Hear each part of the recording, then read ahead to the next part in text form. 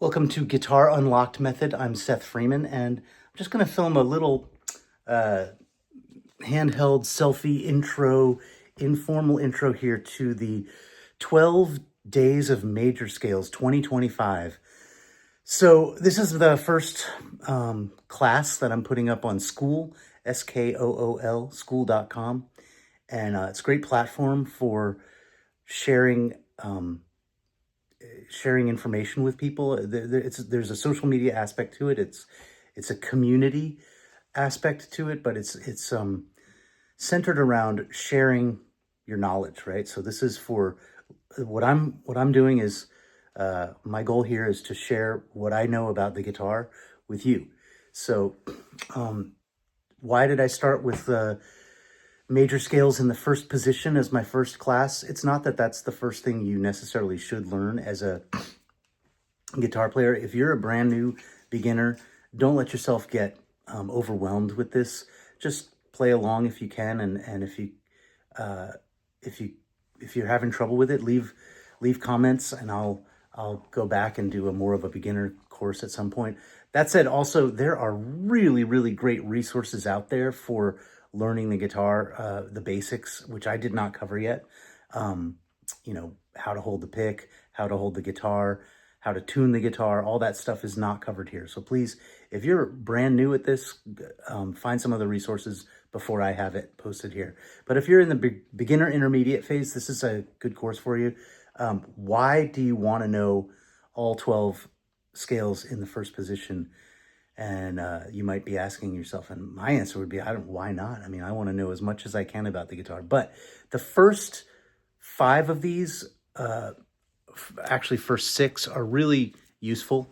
And then after that, in the first position, they're not really useful, right? So like most people are not playing F sharp or D flat or G flat scales. And when we get to those, I'm going to ask you to just bear with it, because what you're learning, what you're unlocking, this is Guitar Unlocked Method, is those shapes that you can use anywhere on the fretboard. Also, you're just getting better as a guitar player, being able to, with the dexterity, moving your fingers. And also, and then the other thing that I kind of sneak in here with this course is theory, right? We're adding a sharp every time, and then we're adding, switching to flats, and we'll be removing the flats. And in the end, we'll end up back at C. It's called the circle of fifths. And it's a really magical thing about music, the patterns that you learn and the way that you think about how these notes all fit together. I'm not going to be getting into chords or songs, chord progressions, exercises, arpeggios. All that stuff will come in future classes. And also, these classes are just, in this course, they're overviews, right? I mean, it's a good starting point, and would be great for you to learn this and be able to, maybe as a daily routine, play through all 12 major scales in the open position, or first position as it's called, if there are no open strings.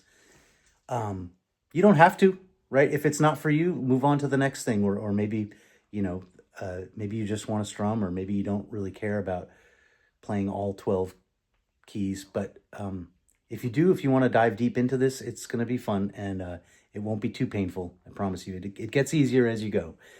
Also, if you're more of an advanced guitar player, it might be review for you. You might want to skip it, or you might realize, wait a minute, I've never really focused on this. Let me try focusing on first position, or using these open strings more in open position. Because a lot of us as guitar players, we start out playing up the neck, and then we never really leverage those open strings. So it's nice to have that foundation refresher. Anyhow, I'm also going to leave notes under the videos about why you're learning these keys, and I will also mention popular songs that are in the diatonic key. And what do I mean by diatonic? I mean, I'll try to find songs that aren't borrowing notes from other keys as much as possible.